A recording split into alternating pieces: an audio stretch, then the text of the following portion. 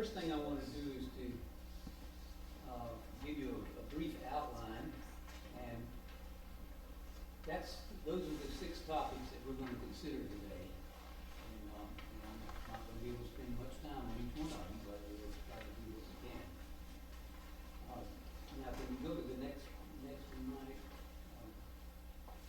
My thanks are to William Carstensen of Virginia Tech, who did most of the graphics work in the images that I'm going to show you.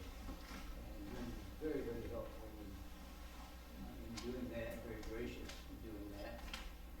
And then I want to give credit to the various authors of the Smithfield Review.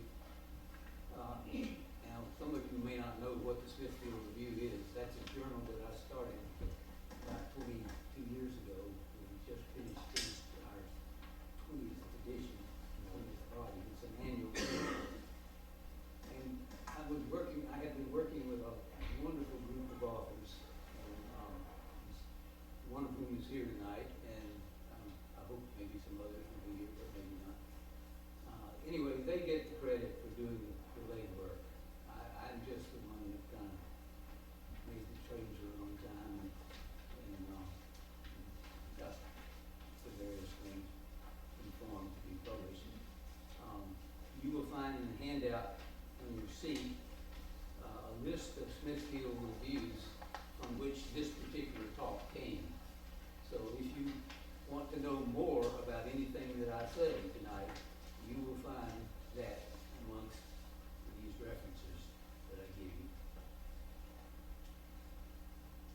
The other handout that I gave you sort of helps, I hope, put what we're going to do in perspective. A summary of a summary of a summary, and so we'll go from there. But a special thanks to these folks. They get the credit for what's going to happen. And so, with that, can you go back to the previous? Thank you. I also want to give credit to Mike Power for helping me with putting the graphics into form that you can see on the screen. He's been very helpful in this, and we got into this, Mike and I together got into it because of the Lifelong Learning Institute. And this talk tonight is just a repeat of what I did along that particular institute last year.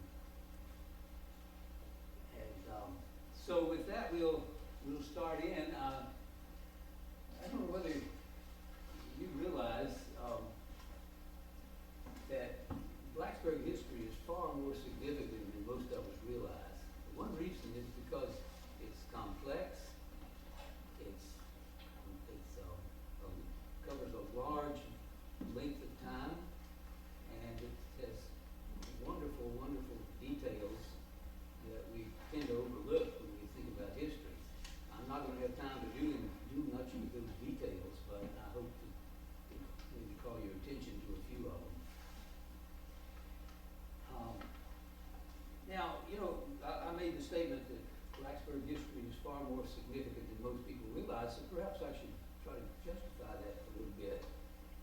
If I were to ask each of you to write down on a sheet of paper, don't panic, I won't do this, but if I were to ask you to write down on a sheet of paper 50 of maybe the greatest events in American history, what would you write down?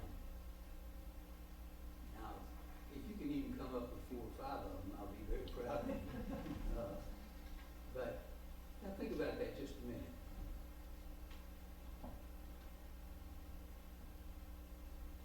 I think some of us, anyway, would list what's known as the Great Migration in the United States. And in particular tonight, we're going to talk about the Great Migration within the state of Virginia. Now, what do I mean by the Great Migration?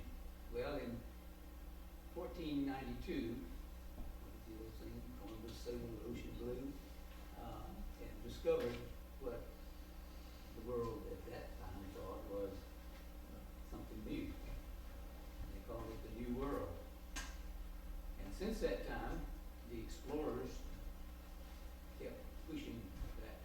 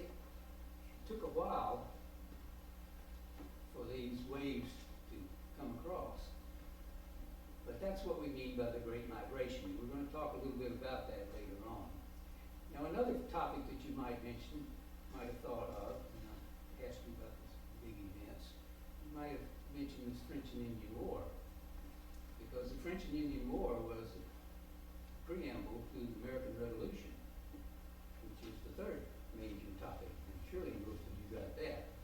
The American Revolution, of course, was not only an event that set the destiny of this country, but it also has had a tremendous effect on world affairs and still does. Now, the fourth topic that I won't mention tonight, because this will come later in later parts of this series of talks, would be the Civil War. Now you'll say Blacksburg and the Civil War, never heard of that. Well, the man who sponsored the resolution for the secession of Virginia was the owner of Preston, was a Preston, the owner of Smithfield. So that was a very significant event in the history of the Civil War, and more will be said about that in part two. And then there are two more that we'll get into later on. I won't mention it tonight because we won't spend that much time. But anyway, there's 6 events, and each one of these events indicates the influence that little old Blacksburg had on world events, or especially national events. Now, we don't want to overblow this case, but we can make the point that we did have a significant part in it. And but that's something I hope you'll carry with you as you leave this talk.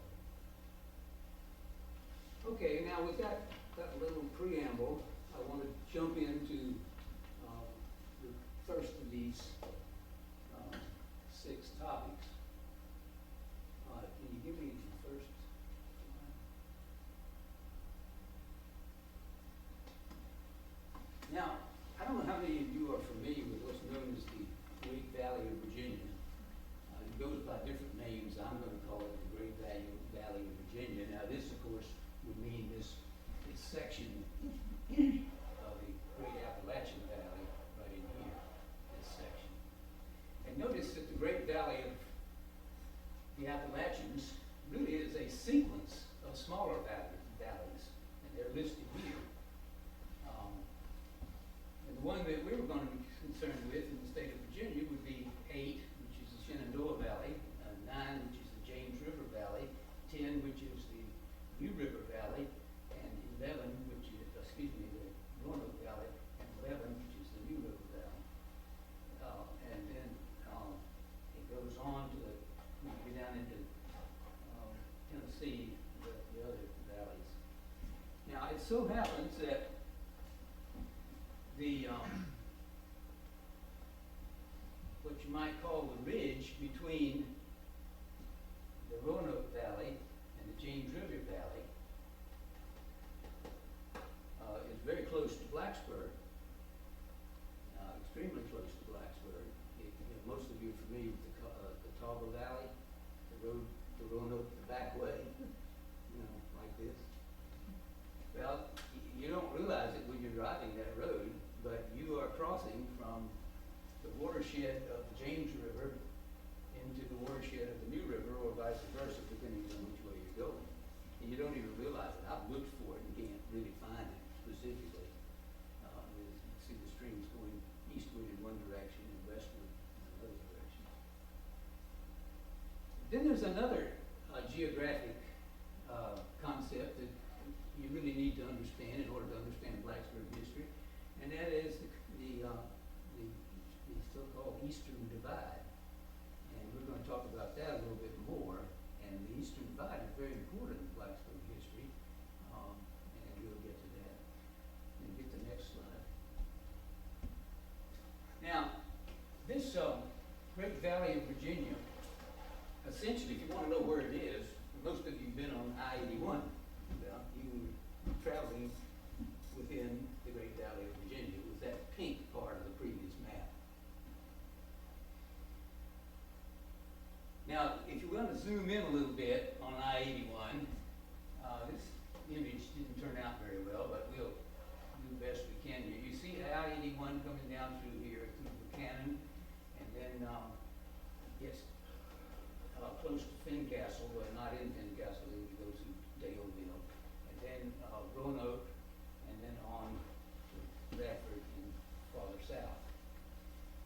this is sort of a little bird's eye view of the part that we're going to be concerned with tonight. Okay, let's have the next slide,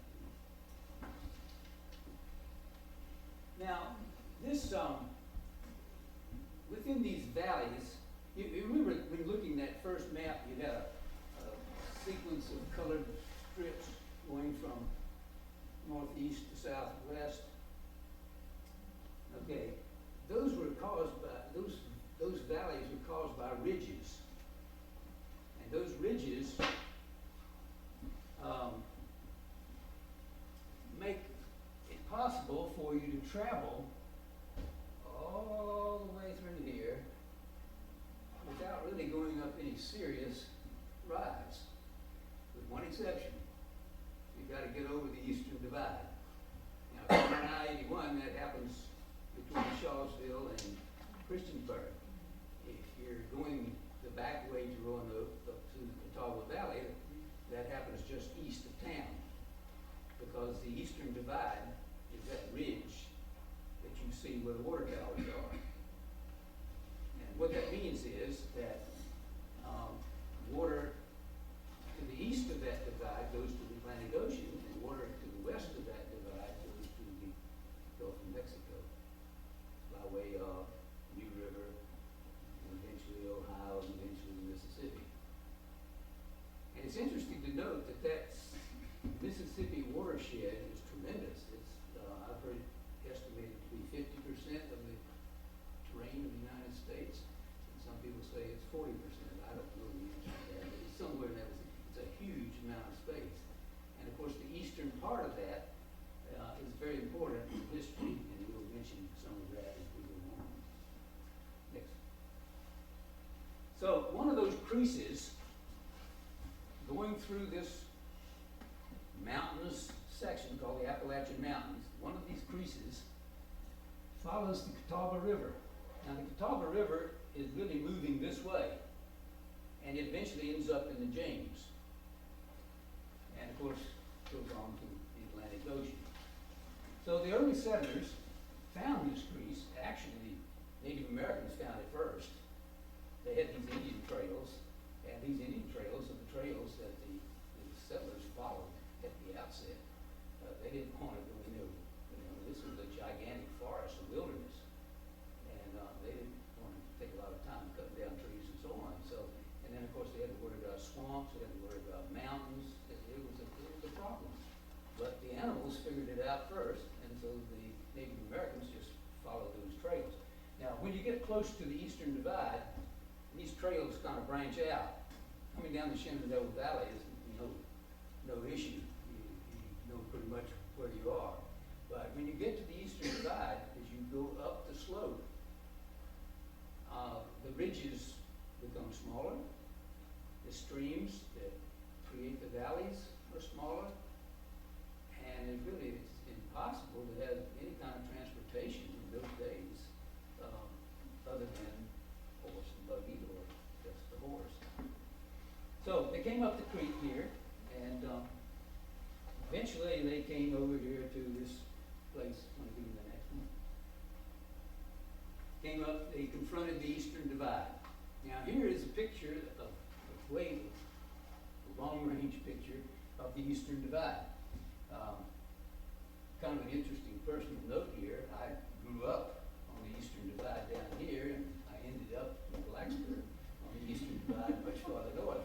At the time, I didn't even realize either, but I did learn that later on. It was a sort of strange coincidence. Now, when you get up in this area near the border of New York and Pennsylvania, the Eastern Divide makes a big turn and goes out this way, because the Great Lakes enter into the Atlantic Ocean. So I call it the Northeastern Divide when you get beyond that point. It's that point is somewhere in here. So in our talk today, we want to zero in on this midsection of this Eastern Divide, because that's where Blacksburg history is centered. Next. All right, here's a view of Blacksburg, and this is a fairly modern view, not anything enough so you can see most of what Blacksburg. We can start here with the drill field. That's always the first thing you can see when you take a look at a map or aerial photography. Now that eastern divide comes down this way, out very close to Mount Tabor Road, and then it swings over like this. And by the way, this is I-81. I say I-81. This is Main Street here, and this over here is 460, the bypass we call it. I hope that'll get you oriented. These old 16 squares, which I'll mention today, being here, and this is Main Street going on out. Notice that it crosses Main Street right there, and there's actually a sign there that tells you that you're crossing the Eastern Divide, but you don't realize when they cut Main Street through the Eastern Divide, that's when the airport road ceased to be the main road, and they had to cut it through there. They had to do a lot of earth moving. So right now it's almost impossible to find the exact location of where that is. But it's in the vicinity of the intersection of Airport Road and Main Street. Think about that. Most of you know where that is. All right, that's pretty much where that Eastern Divide crosses. And this is out near the golf course, and on the golf course, in fact, this is the town golf course, municipal golf course. On the second green, if any of you know where the second green is, that's where this divide makes a right turn. And when you walk from the second green to the third green, you are on the Eastern Divide, and you can look off in both directions and see that. And then it goes on off sort of parallels Airport Road, it wiggles. Now the Eastern Divide is like a snake, it wiggle, wiggle, wiggle. You don't usually find a straight path. It pretty much goes through Meeks Elementary School. And that school is pretty much on that divide in that part. And then it goes on, pretty much follows 460 to Christiansburg. And you go over the big bridge, what is it, the Hedgepath Bridge, they call it now. You're right on it. You're going right on the divide, and you sort of follow the divide on Christiansburg. Okay, let's take one more look at the divide. Back up. I think it's, no, let me go forward. Yeah, there it is. Now this gives you a little bit bigger picture of where it goes. This is out north of town, and see where this is Tom's Creek that you see here, and this is Strubles Creek that you see here. Now this is the Strubles Creek branch that goes through the back of Lindsay West's house. There's another branch that goes underneath the 16 squares. And each of those branches have tributaries. And you can actually see, in many cases, the springs that feed the tributaries to those particular creeks. Now, the two branches of Strubles Creek come together at the duck pond. So if you want to know where the two main branches come together, just go to the duck pond. And that was an important spot because it was at that intersection of those two branches that you find a great big spring. Even the spring house is still there next to Solitude. And so we think that that's where the center of population was way back at the beginning, because that was a big spring and it was at the branch of two creeks. Now there's another reason why we're interested in creeks when we talk about the history of Blacksburg. You have to know a little bit about geology. Now, I don't know a lot about geology, but I know enough to know, at least I've read, that there's a limestone underpinning of Blacksburg, which means that when water comes off the Eastern Divide, it sort of immediately goes underground, tends to follow channels, and these channels eventually erupt into a spring. And these springs occur all over this big plateau, which I'm going to talk about in a minute. And so these springs generate streams, and then the streams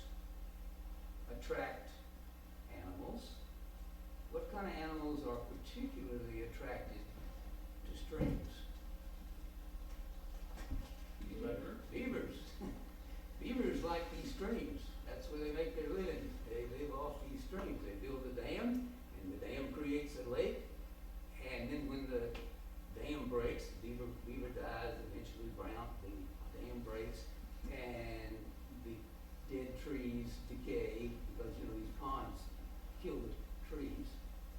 And so the dead trees degrade, and over thousands and thousands of years, these beavers create meadows. And if you are a settler moving from east to west, you like meadows. Why? Because you don't have to cut down trees. This was a primeval forest here, where Blacksburg is now.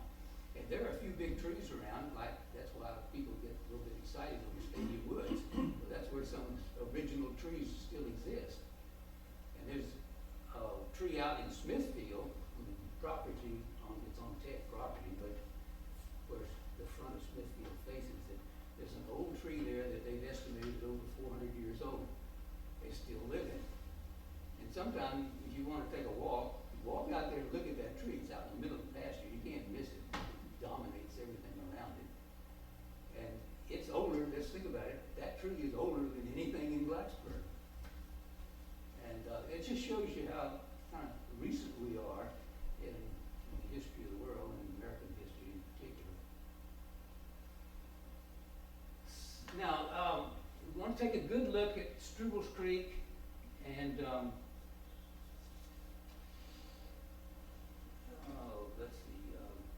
Tom's Creek. And this is up here, you probably recognize that. That's where they're having a big discussion nowadays about the intersection where the interchange we hope gets built. It's a pretty dangerous intersection. Well, that occurs right there because all these streams kind of come together there to form Tom's Creek. Okay, let's move on to the next one. Now we want to talk a little bit more about the geography here. Here again, Strubles Creek, Tom's Creek. Notice this region in here, and especially this region over in here, is relatively flat compared to this and this.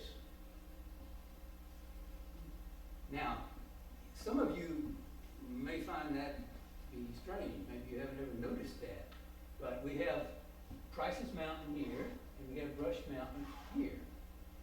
And if you go to one of these high spots, and I'll mention three of them, because that's your homework assignments, to go to one of these three and visualize what I'm going to tell you. And I'll be a little more specific when I get another map on here. But right now, the main thing you want to notice is this wonderful bowl here.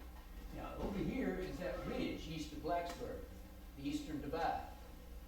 And that's not bad for an automobile, but that would be pretty heavy drive for a walker or a horse, but it can be done. But notice over here, what you have these mountains. Now see, this is part of those ridges that I talked about earlier. And if you get to one of these high spots, especially the one out by the tennis pavilion, you can actually see the Blue Ridge Range over here and the Allegheny Range up here. So in a way, and I found this hard to believe. In fact, somebody had to call me on it. Somebody told me that Blacksburg lay in the Valley of Virginia. I think Blacksburg doesn't lay in a valley. It lies on a ridge. The Eastern Divide. How can that be a valley? Well, it's where these watersheds intersect that I told you about earlier. Remember I told you the Great Valley of Virginia is really a sequence of valleys. It's not a single valley. So anyway, these creeks go down and empty into the New River. Now this is the Horseshoe Bend, for those of you who understand what that means. And right in here is where Kentland is, now the home of the College of Agriculture primarily. And it's right at the mouth of Tom's Creek. And somewhere in here, there's a ford that carries you from the eastern side of the New River to the western side of the New River. Now, that ford is somewhere in this vicinity. And I'm going to make a little expedition out that way. When the trees lose their leaves, I'm told you don't want to go out there otherwise. I want to go find that ford, because that was very important when Blacksburg because when the early settlers came down these valleys to move from east to west, and remember the waves of people moving from east to west, they had to follow these ridges to get through, and in order to do that, they had a double whammy. They had to cross the Eastern Divide, which was no mean feat in those days, and they also had to cross the New River, which is a major river. So how in the world were they going to do that? Well, what do you think the old animals did? And then what did the Native Americans do a little bit later? They found these passes through the divide, and they found a ford to get over the river, a rock ford. And so that was a natural road for the early settlers, because they didn't have ferries in those days. This was a long time before that. And they had to get their horses and their wagons across.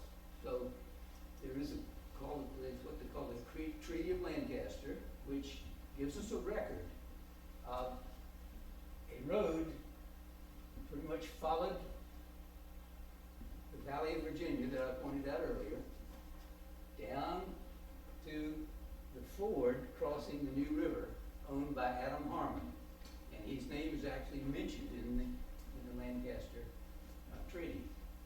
One of the participants of that treaty was a man by the name of James Patton, and James Patton's going to enter into Blacksburg history shortly. Okay, let's move on to the next one. Now, with that background, I haven't said a whole lot about people. So, with that background, that geographic background, and you got to remember, geography was the driver of Blacksburg history in this first period. You got to get that in your mind. Geography was the driver of Blacksburg history during this period of time that we're talking about today. Well, the first settlers came in the maybe late 1730s, early 1740s, and they settled here and there. The explorers had been through sooner and sort of told people where these paths were, and so the settlers finally came in. They followed next, came in, and they found these crucial spots, and Adam Harmon found a spot right there, which is a very good spot because that was on the ford that allowed people to cross the New River, and they could come through what I call the Blacksburg Pass. And you go down Harding Avenue, you don't really think of that as a pass, but that's literally what it is. So that allowed, eventually, as you well know, developers do follow the water. Of course, now they follow sewer lines. But back in the early days, they followed the routes, the roads. And of course, the roads in those days would have been along these valleys, interior creases between the mountain ranges. And this guy by the name of James Patton was a big shot developer. He was, beg pardon? Oh, I won't touch that with a 10-foot sword. In a way, yeah. In a way, it's definitely a 1700s version. He was a British sea captain who, I guess, got tired of being at sea, and he saw a way to make a lot of money. And of course, in those days, real estate meant money. Still does in many cases. So he found, in conjunction with a few other people by the name of, among whom was George Draper, found this wonderful little bowl here that I pointed out on an earlier map. Very, very rich land, massive forest, lots of meadows. Now, if you're a settler going west, the first thing you look for is water. And what better place to find water than with a spring and a newly created stream